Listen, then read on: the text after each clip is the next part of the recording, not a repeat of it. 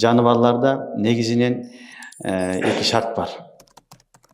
Биринчиси хавл дейт. 1 жыл айлануу шарт. Жаныбарларда дагы 1 жыл айлануу шарт. Экинчиси сайыма дейт. 6 айдан көп талаада оттош керек. Талаада 6 айдан көп от жеген болсо, мына ушул эки шарт табылса, ошол жаныбарларга биз эмне кылабыз? Зекет беребиз. Эгерде эки шарты табылбаса, же бир шарты табылбаса, зекет берилбейт. Мисалы, үйдө өзүңүз багасыз малыңызды. Өзүңүз чөп алып келип, сатып алып келип баксаңар, анда зекет берилбейт. Себеби сайыма деген шарт болуш керек. Же болбосо 1 жыл айланган жок. 6 ай болду, 5 ай болду, 4 ай болду, 1 жыл болгон жок. Буга дагы зекет важып болбойт.